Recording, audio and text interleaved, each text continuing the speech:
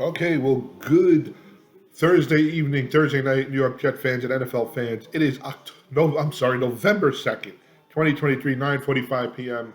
I can't believe we're in November already, but we are, um, and we are going into week 9 of the NFL season. It'll be actually the eighth game for the Jets. They are 4-3, and they will be on prime time.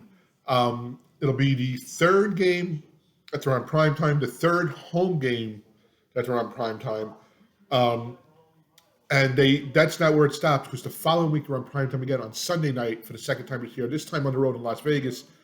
And then a couple of weeks after that, they have the standalone game on Black Friday. So, we spoke about this last year. I spoke about it early this year, especially after Aaron Rodgers went down. And I know every video, every time we cover the Jets, it's always mentioning Aaron Rodgers going down. But you want to play meaningful games. September is always meaningful. You don't want to be, you know, 1-3 or 0-4 in September. You want to keep pace. You want to get to Halloween and have meaningful games. And the Jets did, and they won on Halloween weekend. They beat the Giants this past weekend. They already had their bye. They are now 4-3. They came out and they've broken some streaks this year. So they broke the streak against the Philadelphia Eagles, where Eagles were 5-0, and they broke their streak. They broke the other streak where they were 0-12 against the Eagles. They won that game. And they also broke the streak. I think it's like the last 6 years or the last 5 years. I'm not sure. They haven't won after the bye. And they were never really a strong team after the bye. And they came out and they won a night, a sloppy, nasty game. It was not pretty at all. But you know what? I've always said there's an ugly win beats a pretty loss any day. So they are playing meaningful football in November. Being 4-3, I mean, you got to be talking playing meaningful football now through November into Thanksgiving weekend. And I don't want to look too far in advance to where we're going to be playing. We're going to be facing the Chargers this week at home, Monday Night Football. Chargers are 3-4. They are actually 3 games behind Kansas City in their division. So the Chargers, like the Jets, right now, not in first place. The Jets are, I believe, they are 3 games out of the win column against the Dolphins. The Dolphins have not had their bye yet. So right now, I mean, the Jets are, you can't rule anything out, but they are not right now in first place. So they're not looking at, a potential division championship. And I don't want to talk about that right now. So they're looking at a wild card. So this game against the Chargers is huge. It's first of all, a head-to-head tiebreaker, a divisional game tiebreaker. So this is a big game coming up. All the games are big. This is the part of the schedule where you want the Jets to start making their moves. They got out of the toughest part of their schedule at 3-3. I don't want to say it gets easier, but it's not as maybe demanding the next 2-3 weeks. But maybe next new 2 weeks, and then it kind of levels off, and then they start playing the AFC East again. Thursday Night Football is on right now in Pittsburgh. The Tennessee Titans, with their rookie quarterback, is leading 13-10. Just looking at the standings for them, the Titans are also 3-4. The Steelers are 4-3. So you want the Titans to win this game, just to kind of pull the pack together, even though they'd have the same amount of wins as the Jets. So these are just things you're looking at, and this is what makes the season interesting when your team is in it, when your team is relevant at certain points of the season.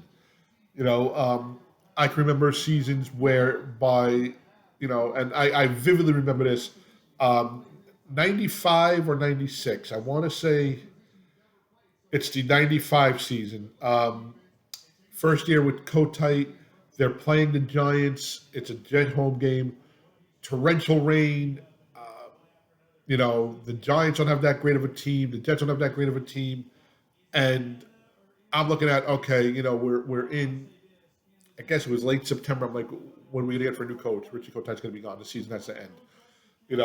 I've been there. I've seen that. The year that Testaverde went down, we were 0-6 at one point, and you just didn't know, you went from Super Bowl contenders and favorites to, You didn't win a game the first month and a half. So being relevant this part of the season, I don't want to say this late in the season because you're really right now you're at the halfway mark for some of these teams. Um, like I said, this is going to be week 9. It is the halfway mark for the season. There's 18 weeks in the season, 17 games. So to be relevant now, and I keep using that word, is great.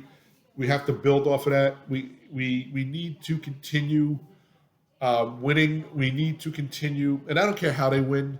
I do know in the long run it may come back and bite us that this offense is not producing the amount of touchdowns that they should be. I think the offense has produced 10 touchdowns this whole season in 7 games, and I want to say Zach Wilson has 4 touchdown passes or 5 touchdown passes. Out of that, Brees Hall,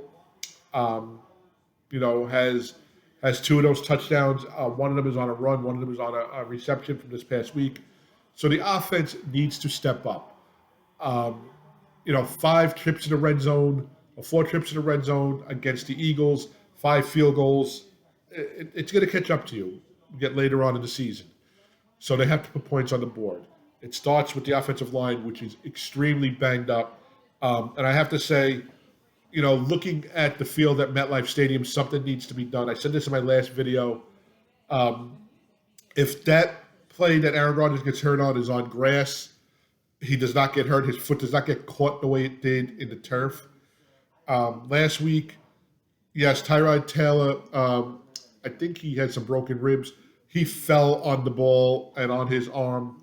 I don't think the turf had anything to do with that. But the other injuries that the Giants and the Jets suffered, the Jets lost two centers. They lost their starting center and their backup center in the same game, almost the same half, I believe, on this turf. It's extremely sad to see. You're losing players on injuries. Some of them are non-contact. Some of them are their foot isn't giving enough, or the turf is not giving, and they're getting stuck. The way I look at it is, and I said this previously on a video, you're the owner of the Giants, you're the owner of the Jets. You put all this money into the stadium, okay? You share the stadium, you share the revenue, wherever they split it down, okay? They're supposed to be equal partners. You put this turf down, and your investment in the stadium, your investment on this, is causing or wreaking havoc on the investment you have on your team. So what is your... And they're actually doing the Black Friday coverage today, Tua versus Sauce Gardner, and I'm really looking forward to that. But I'm sorry to go off on a tangent, but it just came up, and I can't wait. And that'll be a prime game, but locally it'll be I want to say an NBC game. I'm not sure. But my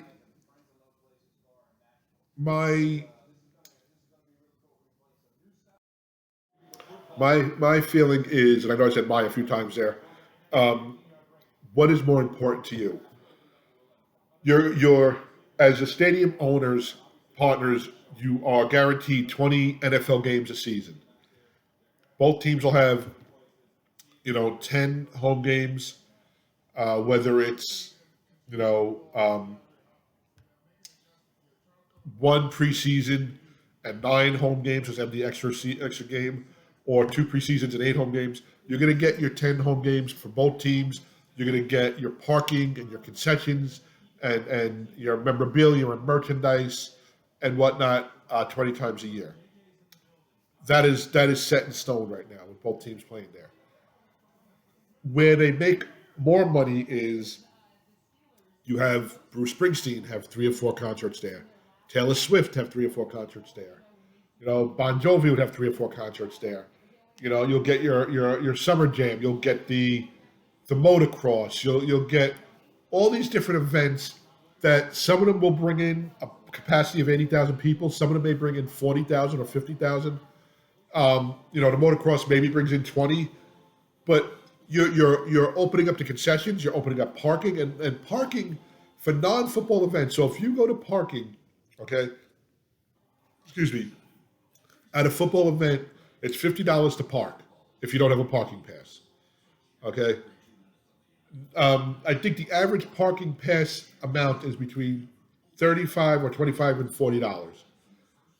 You're going to get 25,000, 30,000 cars there. I mean, think about it. Just think about the amount of cars that are there.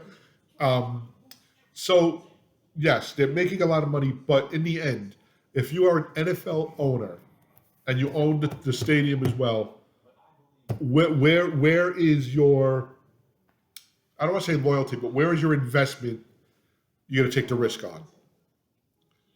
You know, I don't know. I really don't know. But to me, if I'm the Jets, I'm looking at that turf saying Aaron Rodgers playing, excuse me, playing him. I'm losing my voice, and maybe we're 5-1. I look at all the games we played, and I honestly think the only game we wouldn't have won was the Cowboys. The Cowboys were just flying high. They had beaten the Giants 40-0 the week before, whatever it was, and they were just flying high against us.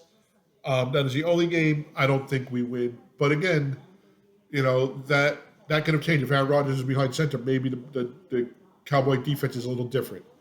But, coulda, woulda, shoulda. Right now, this is the turf that's down, and this is what we're faced with. Now, I know back in the day, and I know, I should be previewing the game, and I will preview this game. But I remember back in the day, the old stadium was they called it AstroTurf back then. You know, then they went to grass where the grass was on pallets. Then they went to that synthetic turf with the little black beads in it. But I remember the year that they had the grass, and they got the grass in 2000. So from 2000 to 2000 and I guess 2004, maybe 2006, they played on grass. And in 2002, the Jets and Giants played the same weekend. It was, I believe it was the weekend prior to New Year's. It was right after Christmas. Okay, and the Giants were playing the Eagles Saturday. Jets were playing the Green Bay Packers Sunday. And the grass by this point in early January, late December, and I want to say it had to be just before January 1st, was terrible. Terrible. It was muddy. It was ripped up. It was, and Giant Stadium, the old stadium, never really had good. Even when they had the artificial turf, never had really had a good field. And then the next day was the infamous, if you're a Jet fan, Green Bay Packer Jet game where everybody's watching the game over in New England, where New England beats the Dolphins and it propels the Jets into winning the AFC East or going home. And the Jets just beat up on the Packers. I think they beat them like 40 to 17 or something. And Brett Favre, the Jets went to the playoffs, won the division for the second time. The field was a mess. The field was just atrocious. And that was on the grass and whatnot. So they have to come up with a way. There has to be a way. There are these international cities and countries that have this great grass field for their soccer players and whatnot. And they have to have other events there. Now I'm watching the Pittsburgh, Tennessee game. Heinz Field or whatever it's called now. They're on grass, and it's not beat up. Now, okay, we're in the first week of November, but still, we're at a position where maybe this field is 10 times better than any grass field I've seen at the old stadium, and it's got to be better than the synthetic stuff. And this is you're talking about the elite grandfather team of the league. You're talking about the Steelers. When you think about history of the league, you think Packers. Packers still have grass down at Lambeau. Okay, I don't know what they do at Lambeau. I know it's only the Packers that play there, but maybe they don't have events there. The Steelers have grass. It's these teams, and the Giants are part of that history. So I don't know, if they're just looking for, the extra income, extra revenue to come in. But anyway, sorry I went off on a tangent. There's something I wanted to speak about. But we have football ahead of us this weekend, and it's a great weekend. And as much as when I was younger, I loved Sunday night, Monday night games, and Thursday night games. But right now, you get older, you have work the next day. My daughters have school and work the next day. Those late games get to be a little bit of a nuisance. But what I like about it is you get to see the other games all day Sunday. You know where you are on Monday night. Um, you're rooting for like first thing Sunday morning, 9:30. I got Dolphins in Kansas City over in Germany. So I'm already. Let's go Chiefs. Go Chiefs. Win your division. You know, knock the Dolphins down a notch. Get them down. So that's the first thing. You got the whole slate from the 9:30 up to the late game on Sunday, and then you have the Jets Monday night. Um, if I had to choose, I'd pick 1 o'clock every weekend, whether I'm going or I'm staying home. I love it. 1 o'clock games. You're up early. I go to church. I come back. We pack the truck. We go. We get there. 9:45, 10 o'clock. Go see the players. Come back. Tailgate a little bit. Go in. Watch warm-ups. 4 o'clock, the game is over. Go meet the players. 5 o'clock, get in the car. There's no traffic. You're home by 7 o'clock. You're having dinner, getting ready to watch the late game, watching the ending of the 4:25, 4:30 games, the 4:15 games. The 4 o'clock and later games, a little different. You get to, I get up early anyway. I do the same mass, 8 o'clock mass every Sunday. Come home, do some stuff in the house, and then watch the 1 o'clock game. Or start listening to the 1 o'clock game as you get on the road to get to the stadium. Now late in the season, it's dark. 4 o'clock game is going to start off dark. Lights are going to be on. It's going to be dark when you get out of there. It's going to be 7:15, 7:30. It's going to look like it's midnight. So I always like the 1 o'clock games, but I'll take the Mondays because I get to see the games all day Sunday. On Sundays when the Jets are home and we go to the games, you don't really get to see them. So with that being said, there are a lot of good matchups this weekend, and I'd like to go through them right now, give you my predictions, let you know what's going on.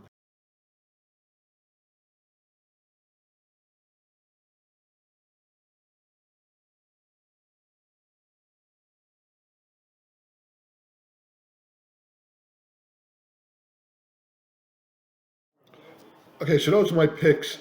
And I got to tell you, it was a little difficult picking this week, but and I'm just going to kind of read them off again to me. Tampa Bay at Houston. Houston, giving 3 points to Tampa Bay. Listen, I know Houston's up and coming. They have a young quarterback, but I think Baker Mayfield will score enough for this team, and I believe Tampa Bay wins this game. And I'll take the 3 points on top of that as well. Washington, New England. Listen, Washington is not a good team. Washington mustered 7 points against the Giants. They went very close with the Eagles, but couldn't pull it out. They are not a good team. They're still learning themselves. New England's giving 3 points. New England's at home. New England has not been good all year. I think New England is 2-6 or 2-5. But I like New England at home, even giving it 3 points. Minnesota, Atlanta. Atlanta giving Minnesota 3.5 points. Atlanta's home. And as soon as Kirk Cousins went down, I think Minnesota lost all hope. They struggled to get to 2 or 3 wins. I'm not sure where they're at now, but I have to say, without Kirk Cousins, that team there's no Kirk Cousins is the leader of that team. So I'll take Atlanta, give them 3.5 points. And then, of course, our Jets, Jets. I'm going to tell you what I think should happen, and then I'm going to tell you how I think it's going to, what the results will be. So the Jets come in, they're home. Last week was not a home game, but there were Jet fans there. Like I said, my buddy and my nephew were there. I had some other friends that were there. They win that game. They know they're lucky to get that game. They are banged up. I would feel a lot better about this game if they didn't lose both centers. And if they would have did something at the trade deadline. That's something I really didn't get into, that the Jets didn't make any type of trades at the trade deadline. In fact, only the Giants made a move, and they did it a couple of days before the trade deadline. I think they did it Monday or Tuesday. They shipped ex-Jet Leonard Williams to Seattle, um, and they did a pretty good thing. They sold off a little bit, and also Daniel Jones will start this week for the Giants. Um, so I'm glad to see him back. I don't want to see anybody get hurt. So I would feel a lot better with the Jets having at least their backup center in there, not their third string in there. Um, Listen, right now, my strategy, if I'm Nathaniel Hackett, if I'm Robert Saleh, if I am the quarterback's coach, if I'm the running back's coach, if I'm the wide receiver, everything that does with offense. Listen, let's establish the running game. Let's see how much we can get Brees Hall going. Let's see if we can get Gibson going. Izzy, Michael Carter, anybody. Let's get them the ball. Let's get them moving. Let the defense of the Chargers stack the box. Let them stack it. Okay? Then let's get Zach rolling out. Okay? This kid rolling out of the pocket, for some reason, has more arm strength and accuracy than when he's in the pocket. He is not good under pressure. Most QBs are not good under pressure. Tom Brady, and I'm not comparing him to Zach Wilson in any stretch of the imagination, but Tom Brady as a quarterback, when he got flustered, he got mad, and he made bad decisions. And it happened very rarely, but when it did, I mean, and you look at these things, the AFC divisional game against the Jets, they got to him, they hit him, he was frustrated, he could not make plays. Rex's defense got after him. 06, Mangini's defense got after him. And that's when Kraft, I said this during my last video, ripped up the dirt and put down turf because Brady was unable to scramble. Anytime, the Super Bowls against the Giants, Strahan and his defense, Coughlin, and his defense the second time, got after Brady. And what did they do? He got frustrated. He made mistakes. They beat him. Okay? The Eagles beat him. Anytime you go after Brady and you fluster him, okay, most quarterbacks are like that. Zach Wilson, if you want to say Brady had a tolerance for the pressure being a 10 or an 11, Zach Wilson's tolerance for pressure is a 1.5. He can't handle it at all.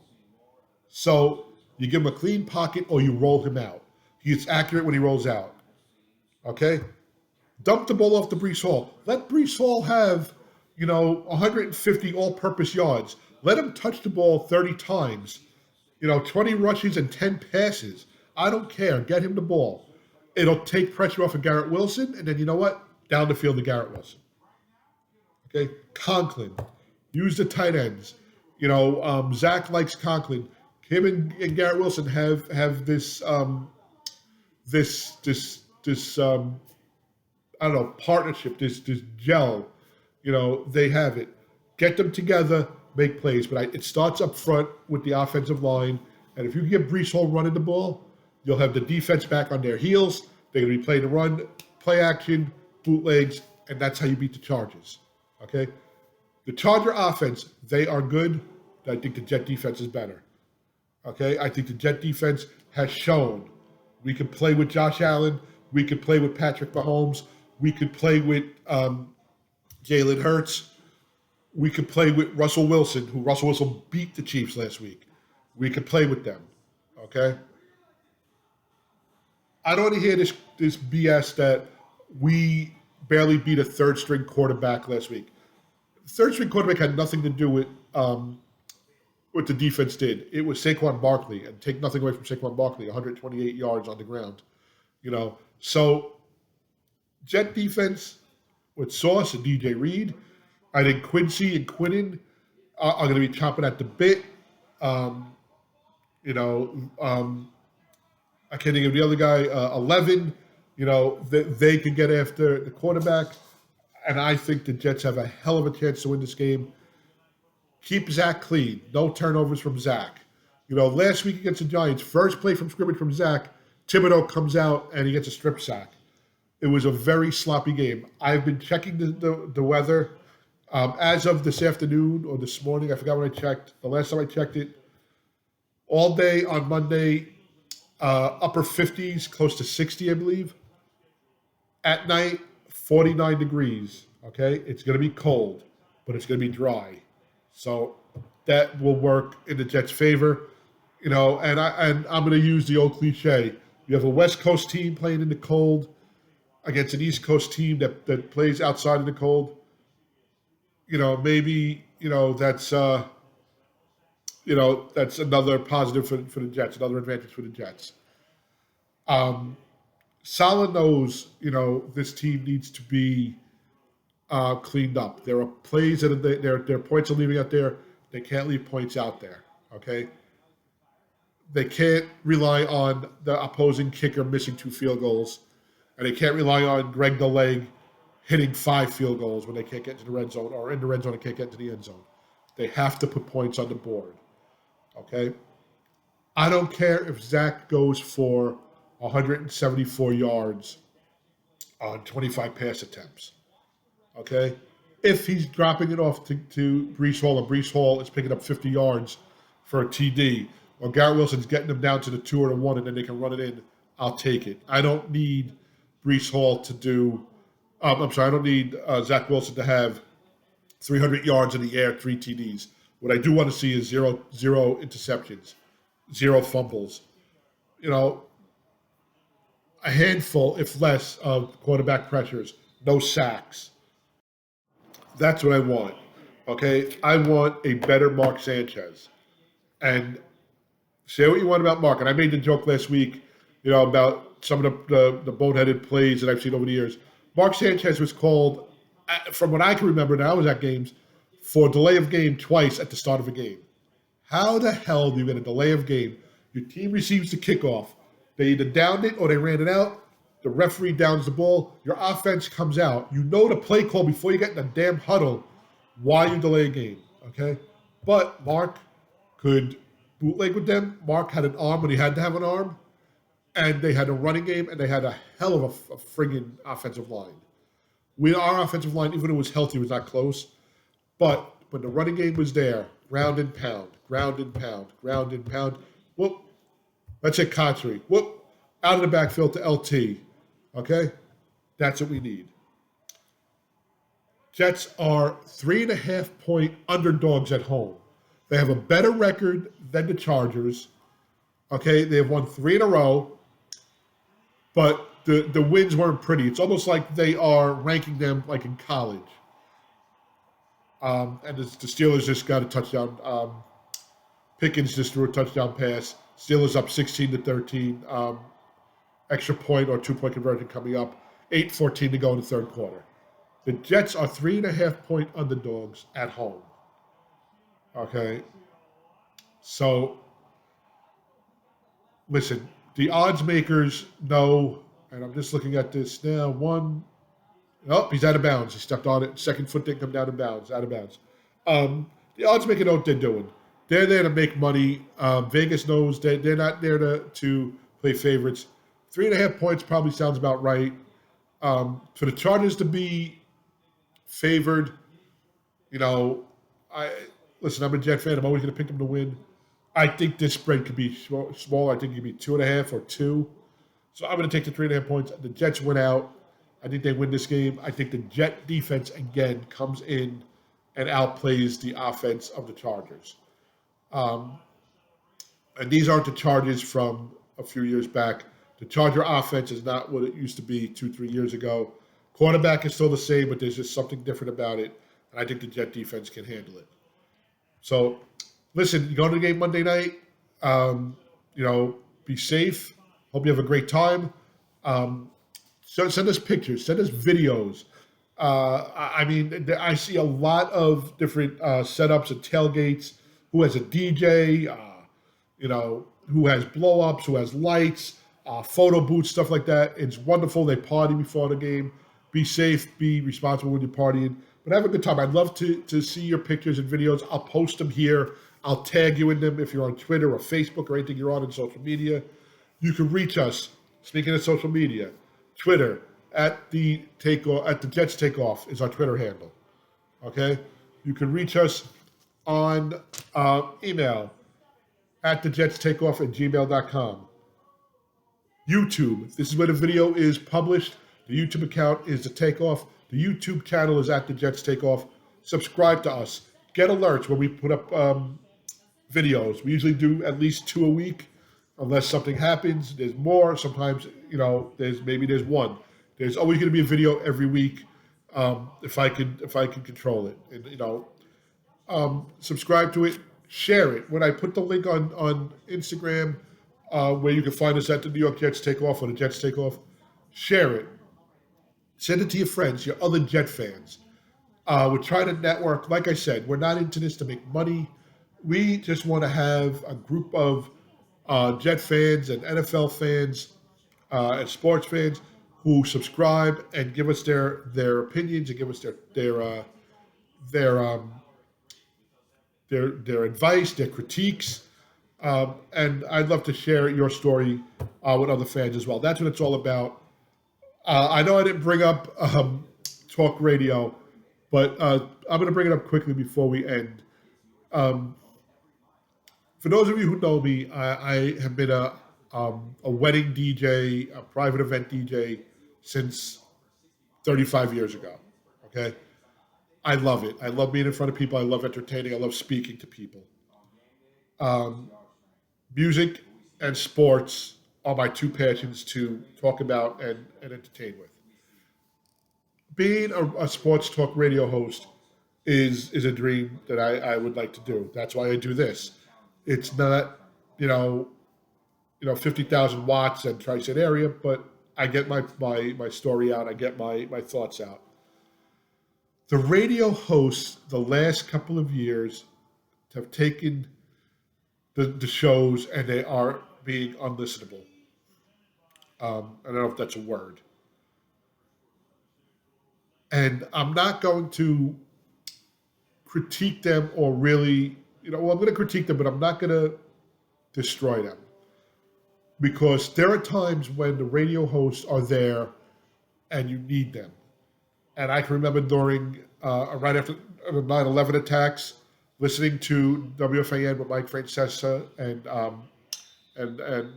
Chris Russo, Mad Dog Russo. They kept us up to date on what was going on. They kept the spirit of New York up. They took phone calls and spoke to people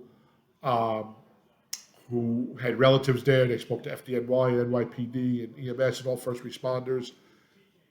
When sports came back, I think it was like 10 days later or so, or a week later, they were on top of it. After Sandy, they did it during COVID.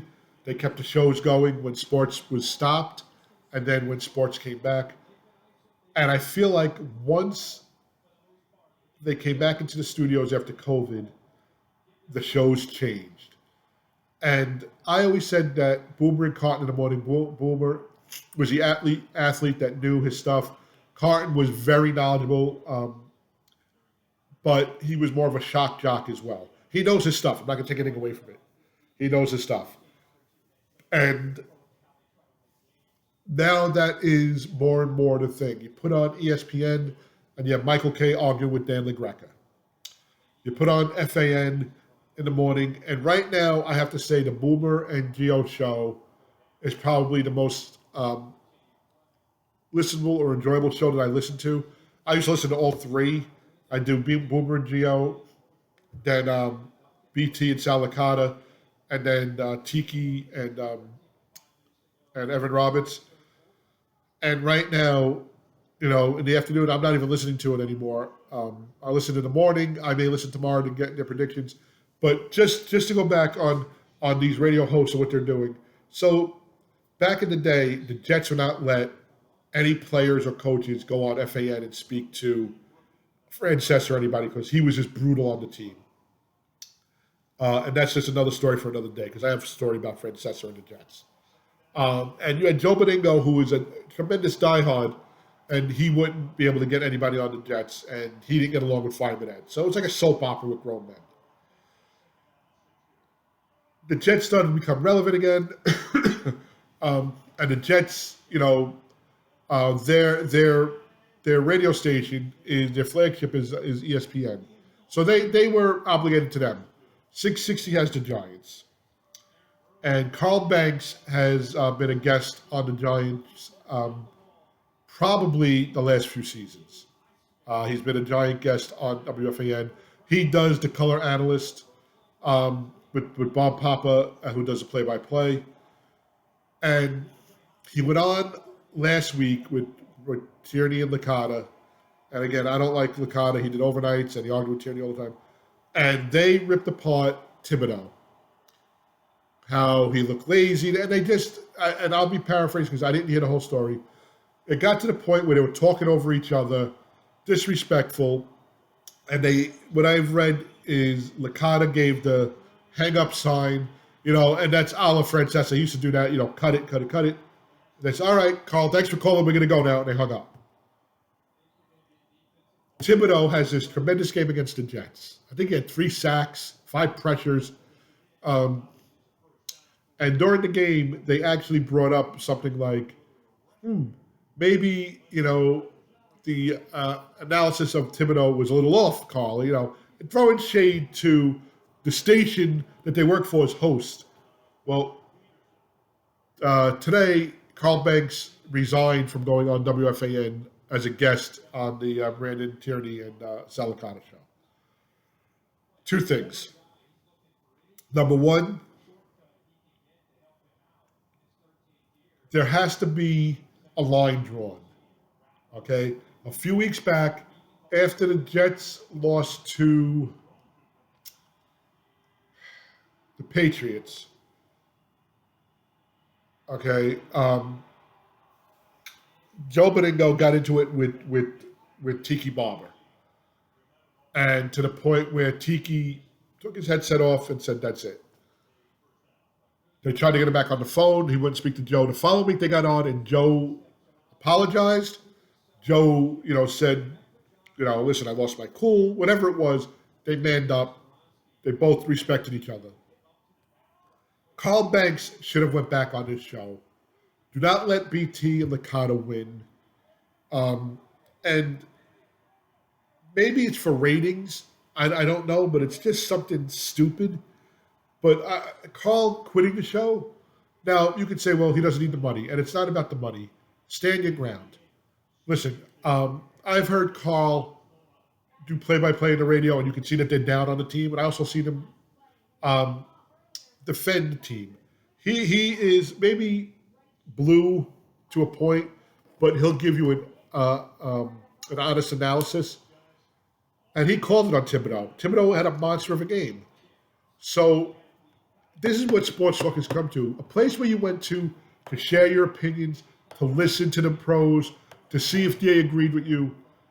In the past, it was Mike and the Mad Dog, and Mike would get frustrated. Now it's every show. Every show has this. And you know what? It's not even fun anymore. But if you can join us here, that's what I'm looking for. Listen, you don't have to agree with me.